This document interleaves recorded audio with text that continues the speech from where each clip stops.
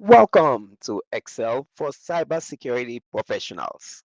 In this video, we'll equip you with Excel skills you need to analyze security data, create insightful reports, and build dynamic dashboards. Forget basic Excel spreadsheets. We are diving into real-world cybersecurity scenarios. Before we start with the common task, let's first of all fetch our data. If you need a lot of data, consider using a scripting language like Python. Check out the previous modules for a complete Python course for cybersecurity. You can use libraries like Faker to generate realistic looking but fake data, including names, addresses, IPs, and so on. You can then export this data to a CSV file that Excel can import. So let's walk you through generating this cybersecurity related data with Python's Faker library. Very easy. This will give you a much more realistic and varied data for our Excel training. First, make sure you have Faker installed. If not, open your terminal on VS Code and use the command prompt to run a simple command, 3 words, pip install Faker. With that, you are now good to go.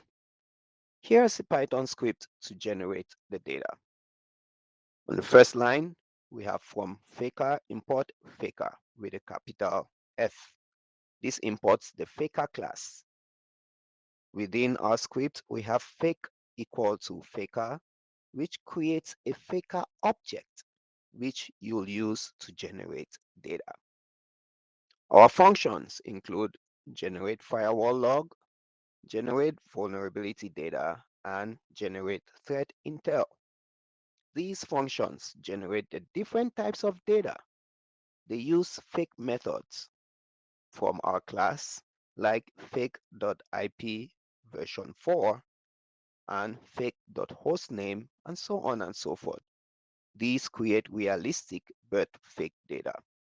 They also use random for things like port numbers and actions, and date time to create realistic timestamps.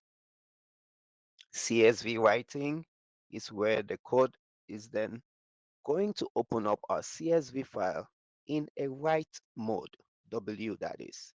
And it uses the CSV module, which is built into Python, to create, or rather, to write the generated data to these files.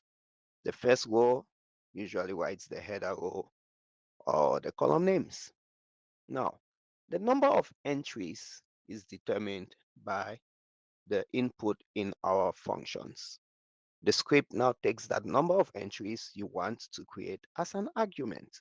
So you can control the size of your data, and in a split second, you could have hundreds or thousands or hundreds of thousands of records. The generated data is saved to firewall logs.csv or vulnerability scan.csv or threat intelligence.csv. Our code itself is saved as Python file, which is data generator.py. We can run this in our terminal by typing a simple command, Python, and the name of our file. This will create the CSV files in the same directory as the script. You can now open these CSV files directly in Excel, LibreOffice Calc, or any spreadsheet software. This Python script automates the data generation process, saving you a lot of time and effort, especially if you do not have data in real cases to play with. Now, let's go back to our Excel spreadsheet and start with a common task, analyzing firewall logs. We already have our CSV file which we generated. It contains firewall events. We've got timestamps, source and destination IPs, ports, protocols, and actions taken, be it allowed or blocked. This raw data is overwhelming. but Excel can help us make sense of it. First, we clean up the data. The timestamp is a little bit messy, so we can use the text function to extract just the date using a function as equal to text, and in parentheses, we select the cell with the date timestamp and specify the format of the date: year, month, day. Now we have a clean date column. We can also do the same for the time column. Next up, we go into the power of pivot tables. We want to see how many connections were allowed versus blocked each day. Look at that. Instantly, we have a daily summary of allowed and blocked connections.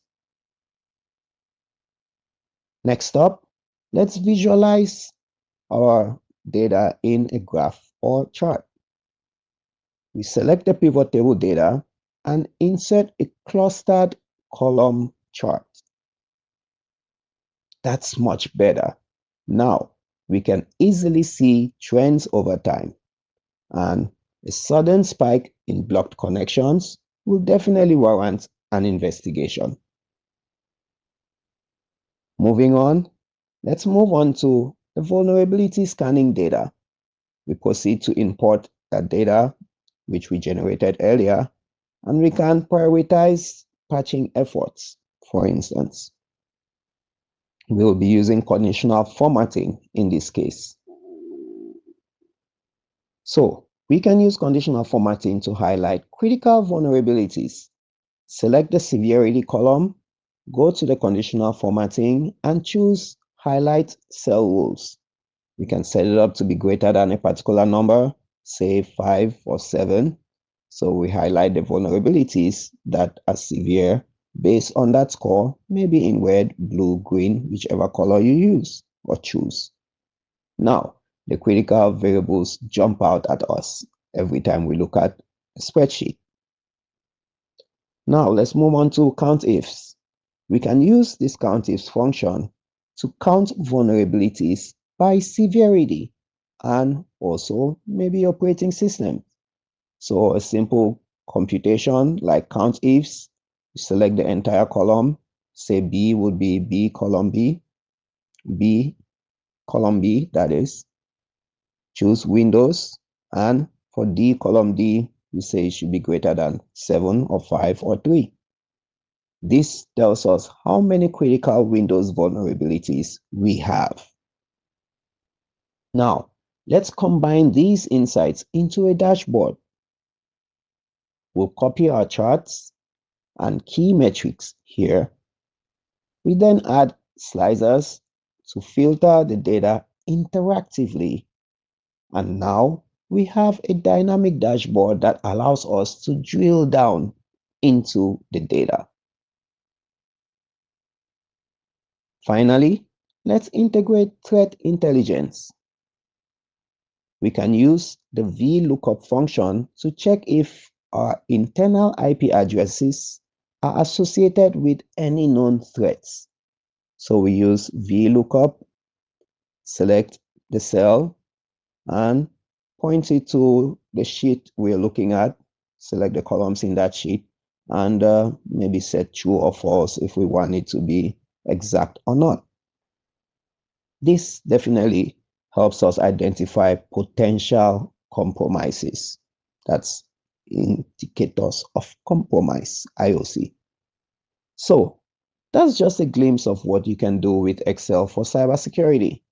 In the following modules, we're going to dive deeper into more advanced techniques such as data validation, macros, power queries, and so on. By mastering these skills, you'll be able to create powerful reports and dashboards that will significantly enhance your cybersecurity analysis. Make sure you subscribe to our channel to check out the rest of the modules.